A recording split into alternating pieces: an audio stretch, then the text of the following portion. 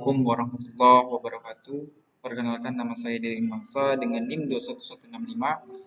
Eh, di sini saya akan membahas tentang materi saya, yaitu iman kepada kitab Allah. Yang mana pembahasan saya ada 3, tentang sejarahnya Al-Quran, hakikatnya Al-Quran, keistimewaannya Al-Quran. Yang terutama kita akan membahaskan sejarahnya Al-Quran, yang mana tahap sejarahnya Al-Quran melibatkan beberapa peristiwa. Kuncinya wahyu yang pertama 610 Masehi. Wahyu pertama diterima oleh Nabi Muhammad SAW di Gua Hira, Makkah, yang mana itu melalui perantaran malaikat Jibril. Yang kedua, pengungkapan bertahap dari 610 sampai 632 Masehi. Ayat-ayat Al-Quran diwahyukan secara bertahap-tahap selama 23 tahun kehidupan Nabi Muhammad SAW, yang mana yang mengatasi berbagai situasi dan peristiwa. Penyampaian dan penghafalan para sahabat Nabi seperti Abu Bakar dan Umar mendengarkan dan menghafal ayat-ayat Al-Quran selama masa hidup Nabi Muhammad SAW. Yang keempat, pengumpulan dan penyusunan. Setelah wafatnya Nabi Muhammad SAW pada tahun 632 Masehi, Khalifah Abu Bakar memerintahkan untuk mengumpulkan ayat-ayat Al-Quran pada masa Khalifah Utsman. Yang mana pada masa Khalifah Utsman, disitulah Abu Bakar memerintahkan untuk mengumpulkan ayat Al-Quran seperti, dan bisa ditulis juga di dedaunan, di bebatuan, di kulit binatang, yang mana mushaf satu standar disusun untuk mencegah variasi bacaan. Penyebaran dan preservasi. Al-Quran disebarkan ke berbagai wilayah, yang mana disebarkan untuk apa? Yaitu untuk dihafal oleh banyak orang. Sistem penghafalannya menjadi metode utama untuk memastikan keaslian teks tersebut. Pentingnya warisan tertulis. Selain penghafalan, tulis-tulisan awal Al-Quran juga ada, meskipun penyusunan mushaf satu standar memberikan stabilan yang lebih lanjut terhadap teks. Yang mana di sini meskipun penulisannya awal Al-Quran itu mesti ada mushafnya atau standar yang memberikan kestabilan ayat-ayat tersebut. Kita masuk kepada hakikat Al-Quran, yang mana hakikat Al-Quran wahyu ilahi. Al-Quran dianggap sebagai wahyu langsung dari Allah Subhanahu wa Ta'ala kepada Nabi Muhammad melalui perantaran malaikat Jibril. Setiap ayatnya dianggap sebagai petunjuk dan pedoman hidup yang berasal dari Tuhan. Apa yang diturunkan oleh Allah melalui ayat yang diturunkan oleh Allah, ayat-ayat Al-Quran melalui perantaran malaikat Jibril, itu adalah sebagai petunjuk dari pedoman dari Tuhan yang langsung diberikan Allah Subhanahu wa Ta'ala. Yang kedua itu kitab suci Islam. Al-Quran adalah kitab suci dalam agama Islam, menjadi sumber hukum utama, ajaran, etika, dan panduan bagi umat muslim. Al-Quran ini adalah sumber hukum yang pertama. Yang kedua itu adalah hadis, yang mana di situ adalah ajaran atau etika dalam Al-Quran tersebut. Semua yang dalam Al-Quran itu terkumpul, apapun permasalahannya pasti ada jalan keluarnya ketika kita melihat hukum atau ajaran etika di dalam Al-Quran tersebut. Hukum agama, Al-Quran berisi hukum agama Islam yang mengatur kehidupan sehari-hari umat manusia, yang mana di dalam Al-Quran tersebut apapun permasalahannya, di dalam Al-Quran itu ada hukum-hukum dalam ketika suatu permasalahan itu tidak dapat terselesaikan. Yang kedua itu sumber kebenaran mutlak. Al-Quran dianggap sebagai sumber kebenaran mutlak yang tidak bisa dipertanyakan oleh manusia. Yaitu Al-Quran ini juga sebagai sumber asli, sumber mutlak yang tidak bisa dipertanyakan atau dibicarakan oleh umat Islam. Lanjut yang itu pedoman moral dan etika. Al-Quran memberikan panduan moral dan etika untuk membimbing perilaku dan hubungan antar manusia. Yang mana Al-Quran ini juga di dalam Al-Quran itu terdapat panduan-panduan atau ajaran-ajaran uh, dalam kehidupan manusia di sehari-hari. Yang mana bahasa yang luhur Al-Quran dianggap memiliki keunggulan, bahasa yang luhur dan unggul yang tidak dapat disaingi karya manusia. Yang mana Al-Quran ini dianggap memiliki keunggulan, yaitu keunggulannya tidak bisa seorang pun di muka bumi ini yang bisa meniru Al-Quran. Uh, karena itu diturunkan oleh Allah Subhanahu wa taala secara langsung melalui perantaran malaikat Jibril. Yang mana kita masuk ke keistimewaan Al-Quran. Beberapa keistimewaan Al-Quran yaitu kalamullah yang tak terbandingkan. Al-Quran dianggap sebagai kalamullah, yaitu kata-kata yang tidak dimiliki tandingan dalam keindahan, kebenaran, dan kebijaksanaan.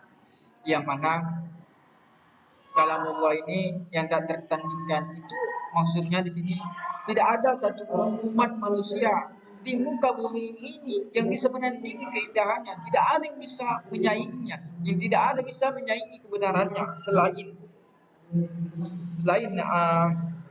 Al-Quran.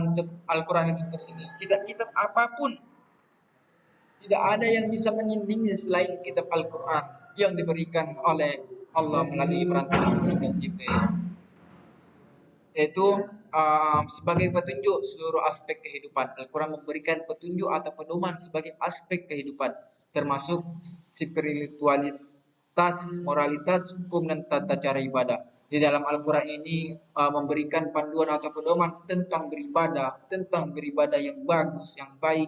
Terdapat di dalam Al-Quran ini terdapat hukum-hukum apapun, seperti kita uh, kelaparan di tengah hutan, kita melihat binatang yang haram, apakah boleh kita memakannya? Itu ada terdapat di dalam Al-Quran.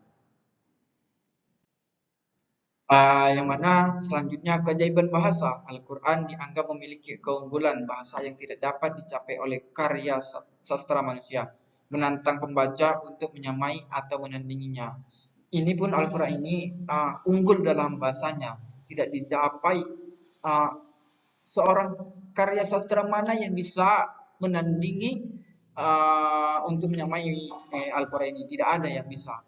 Selanjutnya, kejelasan dan kesempurnaan Al-Quran dianggap jelas, sempurna, dan bebas dari kesalahan, menjadikan pedoman yang kokoh dan tidak dapat dipertanyakan. Al-Quran ini salah satu yang terutama dan yang paling utama adalah pedoman umat muslim yang paling kokoh tentang apapun permasalahan di dalam hukum tersebut. Yang selanjutnya, keajaiban dan ilmiah. Beberapa ayat Al-Quran dianggap memiliki keterkaitan dengan penemuan ilmiah modern yang dilihat sebagai bukti kebenaran wahyu ilahi. Itulah Al-Quran memiliki keajaiban ilmiah. Beberapa keterkaitan penemuan ilmiah modern. Selanjutnya, kesembuhan rohani. Al-Quran dianggap sebagai sumber kesembuhan rohani bagi mereka yang membacanya dengan penuh keimanan dan hati yang terbuka. Yang ini mana seperti banyak kita lihat di zaman sekarang itu orang-orang yang kesurupan bisa dengan membacakan ayat Al-Quran ini kepada orang yang kesurupan tersebut. Insya Allah dengan ayat Al-Quran ini dengan penuh keimanan dan hati yang terbuka, insya Allah sembuh jika dibacakan ayat Al-Quran yang dimaksud dengan ruqyah. Selanjutnya, kesatuan dan kecocokan ayat Al-Quran, yang mana Al-Quran ini dikagumi secara kesatuan dan kecocokan antara ayat-ayatnya meskipun diwahyukan secara selama beberapa tahun. Itulah ayat Al-Quran ini banyak dikagumi karena kesatuan yang cocok antara ayat ke ayat. Antara ayat ke ayat itu selalu cocok.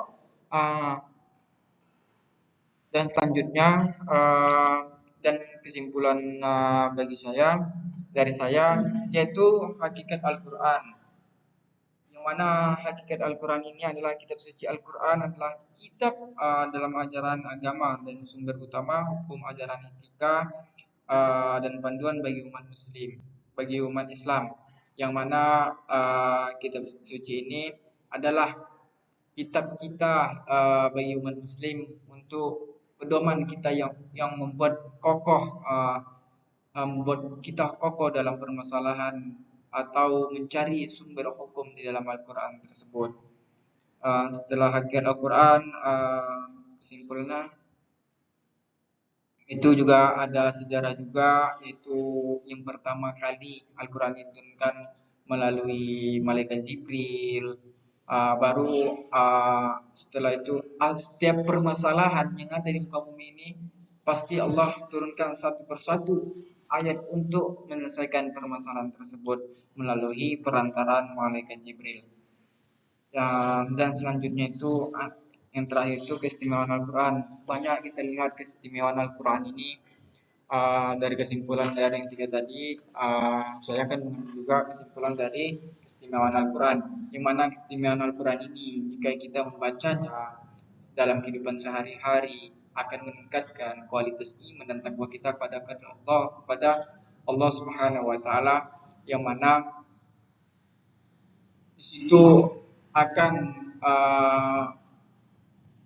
terhindar dari perbuatan yang keji dan mungkar kalau kita sering membaca Al-Quran sehari 5 ayat, 2 hari 10 ayat, ya 3 hari 15 ayat akan bertambah-tambah. Dari situ kita menyibukkan waktu kita untuk yang positif, hal-hal yang positif, sehingga kita terhindar dari hal-hal yang negatif, hal-hal yang keji, hal-hal yang mungkar, yang mana kita juga membaca Al-Quran.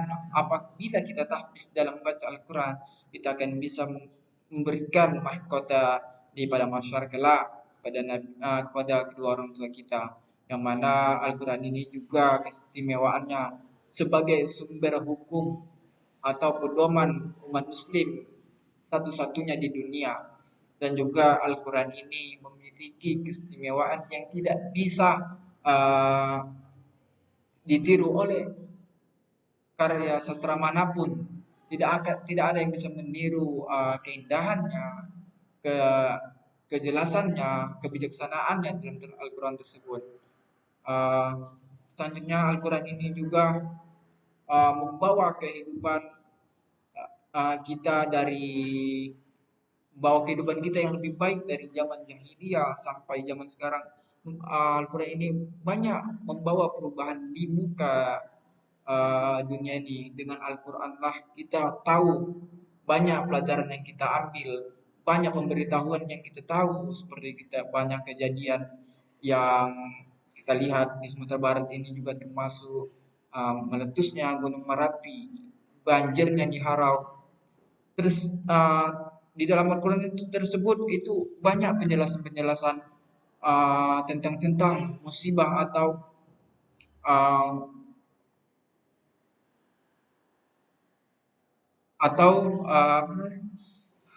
musibah-musibah besar lah yang kita lihat di akhir tahun ini. Mungkin dari Al-Quran ini bisa kita ambil hikmah atau pelajarannya untuk untuk umat muslim. Kita ambillah pelajarannya itu, kita ambil hikmahnya setelah kejadian-kejadian yang kita lihat di tahun 2023 akhir ini. Mungkin sekian materi saya akhiri. Assalamualaikum warahmatullahi wabarakatuh.